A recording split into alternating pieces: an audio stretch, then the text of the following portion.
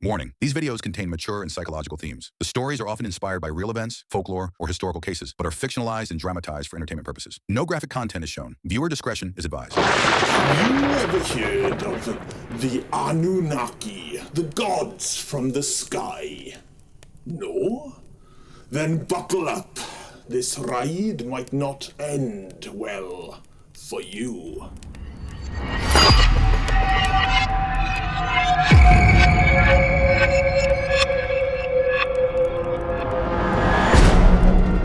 You can laugh at me all you want. Hell, most people do.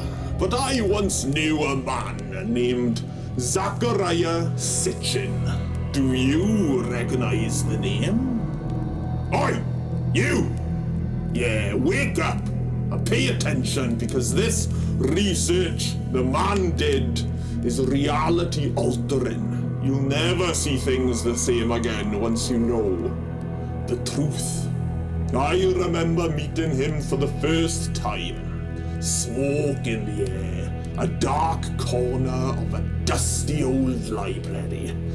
He was a strange man. Brilliant, yes, but certainly strange. I'd seen him there week after week, always hunched over a pile of books with loose scraps of paper all around him. His desk was chaos. And honestly, his mind seemed even more chaotic. Eventually, I gave in to my curiosity. I tapped his shoulder. I apologized for disturbing him. I told him I couldn't help but wonder, what was he researching? He looked up, wiped a bead of sweat from his brow and laughed. He said, "You can't handle this information, my friend. I don't think many people can." So I sat down beside him. I stared into his eyes and said, "Try me." He chuckled again, and just like that, we started meeting up once a month at that same library. He began to share with me details about the tablets, the real ones, not the replicas behind glass in museums, no. Not the watered-down versions shown to tourists and school kids. Have you ever heard of the Enuma Elish, the 7 tablets of creation? Probably not. It's the oldest creation myth that we as human beings know of.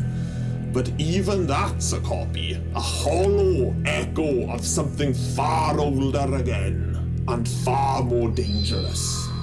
Sitchin, he had access to information you wouldn't believe. He once told me about a man, George Smith was his name, a Victorian scholar, first to decipher the Enuma Elish. Back in the 80s, Smith translated things that terrified the British Museum. He claimed the symbols moved, claimed they used to give him nightmares. Have you ever wondered why the Old Testament in the Bible feels like a patchwork of something older? Because it is. They copied the Enuma Elish, plagiarized it, twisted it. You think Noah and the flood was real? Well, in a way, yes. The great flood was indeed real. But the truth is, it happened far earlier than the Bible suggests. A mighty cataclysm, more furious than we can ever imagine. You think man was made from dust and breath? No. Man was genetically modified by them. The Anunnaki. Do you know that word? Anak? Ring any bells from Sunday school, perhaps? It's written in the Bible. We were as grasshoppers in their sight. Numbers 13:33, I believe. They were giants, gods to us. But they bled. They would also sweat, just like us. And they needed our help. And they still do. One night, over half a bottle of whiskey and too many cigarettes, Zachariah looked at me and said, The Anunnaki came here and made us on purpose. He explained how they took something primitive already here on Earth and fused it with their own genetics to create a species of workers. Why? Well, I'll tell you. Our sole purpose on Earth, your purpose, yes, you, listening to this right now, is to mine gold. That's right. To extract that precious metal out of the ground for them. Ever wonder why humans are so obsessed with gold? Why we kill, bleed, and die for it? Because it's in our genetic code. To seek it, to value it, to crave it. We need it because they need it. They need it for their planet Nibiru. Something about gold particles being used to heal their atmosphere. It's very quite scientific, and I won't get into it here, but Nibiru, it's got a long orbit, thousands of years, but eventually it swings near Earth.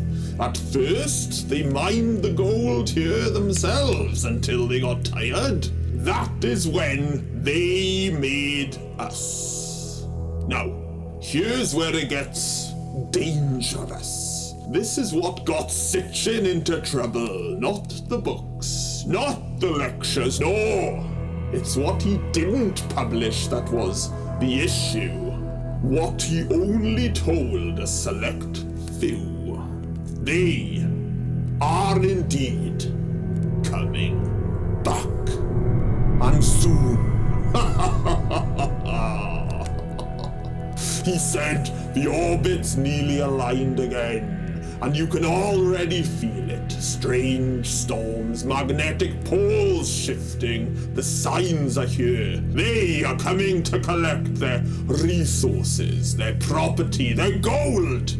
Somewhere beneath the Vatican, under the ice of the Antarctica, in deserts where no man is allowed. We've been preparing for them. Governments know. Hell, the ancients knew. Why do you think every old civilization worshipped sky gods with golden helmets? Why do temples align with the stars? How did the ancient Sumerians, thousands of years ago, describe their solar system more accurate than we did until the 20th century? You think that's all just coincidence? Fools! One particular night, Sitchin leaned in and said, Do you ever feel like you're running out of time? Like life's too short? Like something deep inside you is missing? There's a terrible sense of unfulfillment, and you don't know why? We're the only species that feels this. That creeping anxiety, that sense of dread. That's not just anxiety, it's more than that. It's memory, blood memory, the part of our brain that remembers the sky turning red, the mines, the whips. Tim, we need to be ready. Go on, laugh it up. Laugh at this old man, call me crazy, but I've seen the truth. And I've seen the proof. They won't be long. And when the sky turns red and the stars start to scream, don't say I didn't warn you.